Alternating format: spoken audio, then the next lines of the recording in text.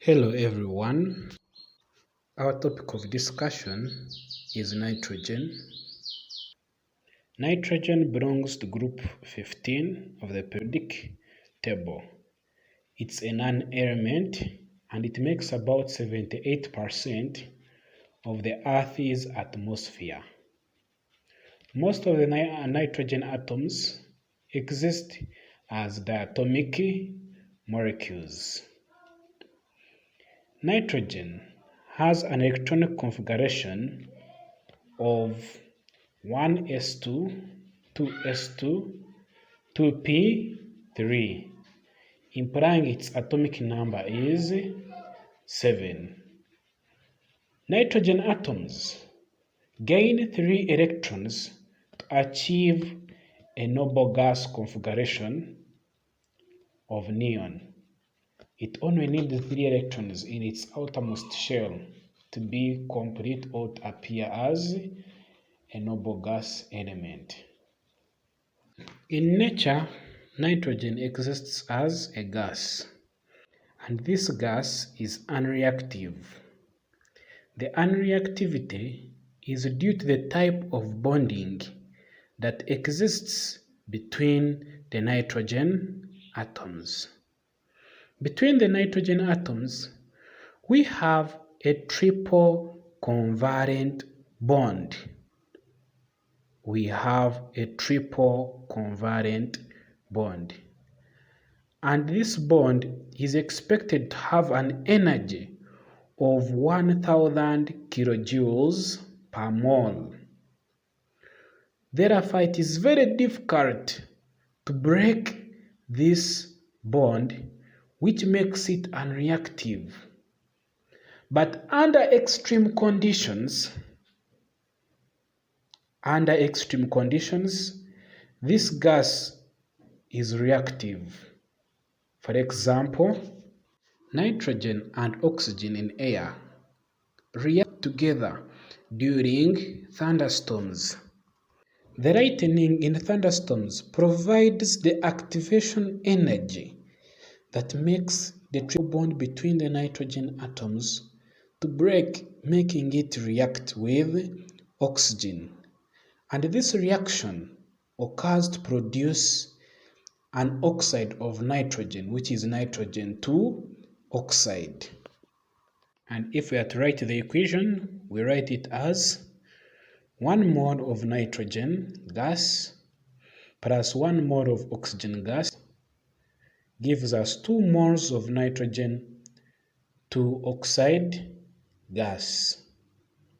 So like as earlier explained, nitrogen atoms are unreactive.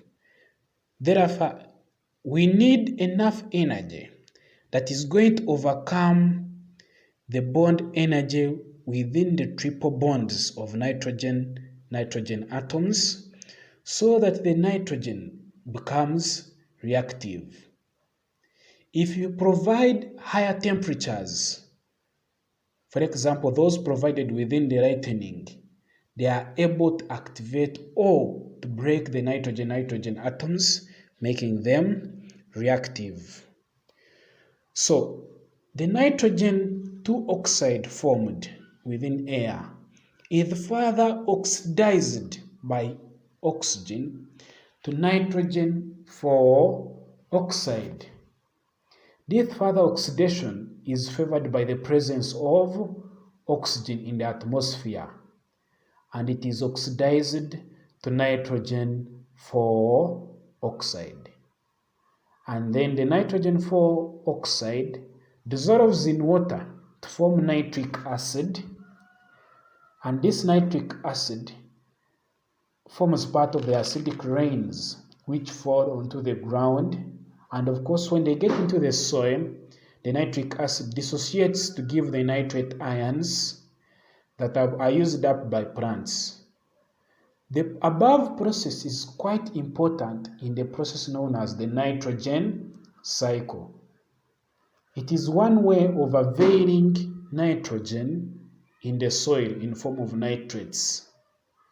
Due to the fact that plants use the nitrogen within the soil and do not take it back, It is therefore necessary that the formation of nitric acid in the atmosphere gives us the nitrates that can be used up by plants, and these are essential for the growth of plants since it is needed in the formation of proteins. Ammonia and ammonium compounds. All these contain nitrogen as an element. Ammonia is an important compound of nitrogen. It is an alkaline gas whose formula is capital NH3. In the industry, ammonia is made on a large scale in a Haber process whereby nitrogen and hydrogen are used in presence of a catalyst to produce ammonia. And usually the catalyst that is used is iron. Its equation is 1 mole of nitrogen reacts with 3 moles of hydrogen in presence of iron as a catalyst to give us 2 moles of ammonia. It is vital for us to get this equation because sometimes a question may come requiring you to give an equation for the formation of ammonia from its elements. The reactivity of nitrogen with hydrogen leaves a nitrogen atom with a lone pair of electrons. And this lone pair of electrons causes an ammonium molecule to have a pyramidal shape. If you check out in some of the books, you'll be able to see that pyramidal shape for the ammonia. The lone pair of nitrogen can be donated to a proton hydrogen proton, forming ammonium ion. The hydrogen ion forms a coordinate or dative covalent bond with the nitrogen.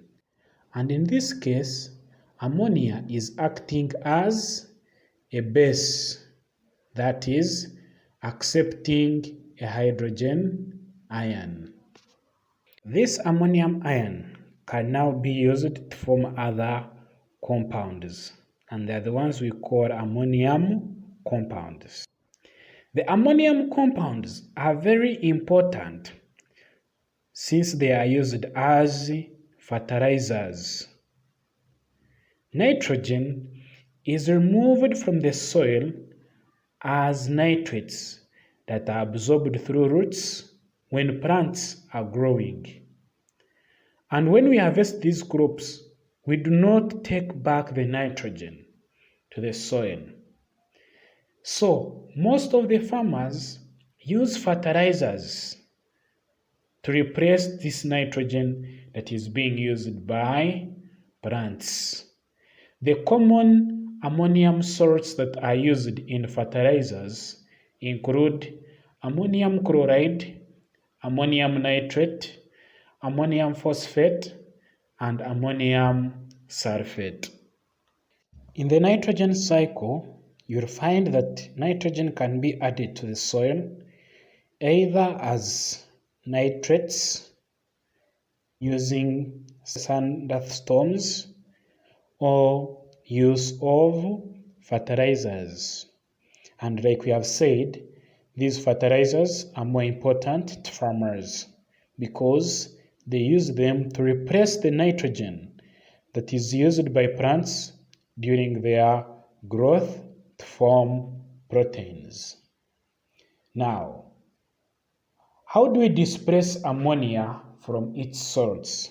For example, if you have ammonium chloride, how can you displace ammonia from this? If ammonium salts are heated with a base, when I talk of a base, I'm talking about hydroxides. For example, sodium hydroxide calcium hydroxide. All these are bases. So if you get an ammonium salt and you heat it with a base, you produce ammonia gas. This is one of the reactions that is used to prepare ammonia gas in the laboratory. So if, for example, we have ammonium chloride plus calcium hydroxide, both in solid state, and we heat them, we shall produce calcium chloride, 2 moles of water, and then 2 moles of ammonia gas. How do we test for ammonia gas in the lab? Ammonia gas that is always given off during this heating process is tested using a red litmus paper. Being an alkaline gas, it turns red litmus paper blue. And I'm sure most of you have been able to observe this in your practical sessions.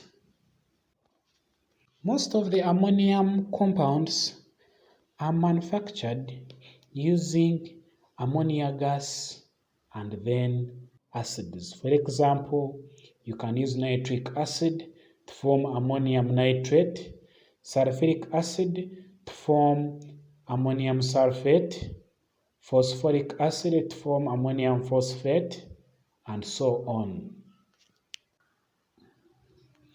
Let's take time to research on the uses of ammonia and ammonium compounds. Let's talk about the environmental problems caused by nitrogen compounds. The nitrate fertilizers. Most of the nitrate fertilizers that are used are ammonium nitrate and potassium nitrate, and these are soluble in water. The nitrates can be washed away or leached out of the soil by rain into groundwaters, finding their way into rivers and lakes.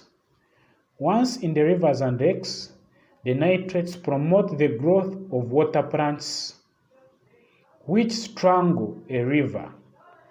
But the biggest problem that is always caused is the growth of algae, which is a green coloring matter within water.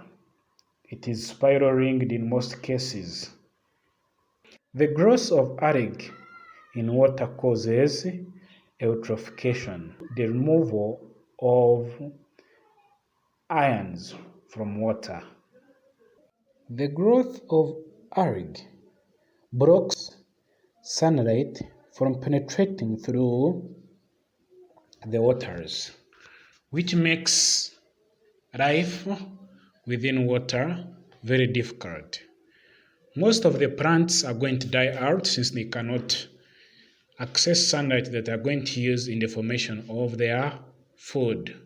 And then also, some fish are also going to die out because this growth of algae uses oxygen from the water, which makes the waters have insufficient oxygen, and therefore the fish cannot breathe through these waters that are lacking oxygen. Plants and algae also die out, causing bacteria to feed on them during decomposition.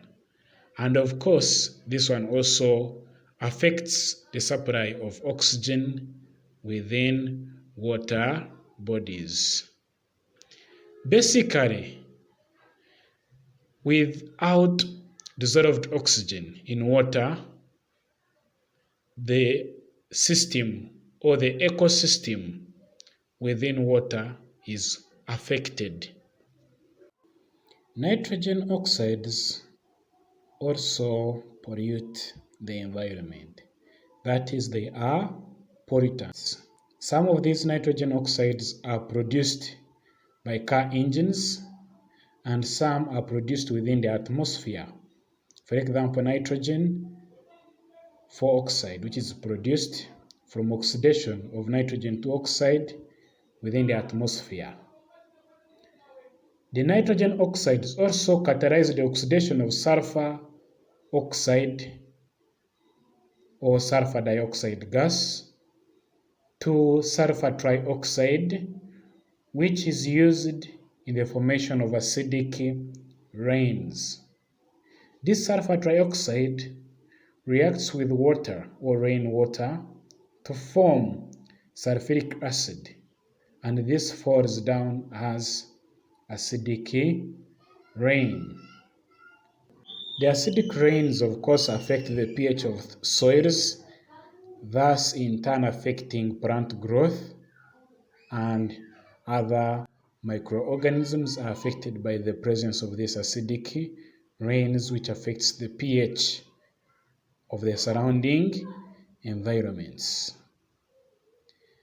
The nitrogen oxides that are produced within exhaust fumes of cars are controlled by using catalytic converters, which reduce them to harmless substances. The catalytic converter gets carbon monoxide and nitrogen 2 oxide, forming carbon dioxide and nitrogen that are less harmless. All the equations of the above reactions are well written in all the revision books that you possess. We thank you very much for listening, and above all, subscribing to our YouTube channel at Kako Education Service, and also following us on other social media platforms. Share with your friends and let's learn more. In all the question books you have, there are sample questions about this topic of nitrogen and sulfur. And your tutor was Nampa Cosmas. He can be reached out on a WhatsApp number, which is 077 064 05 70, or +256 77 064 05 70. Thank you.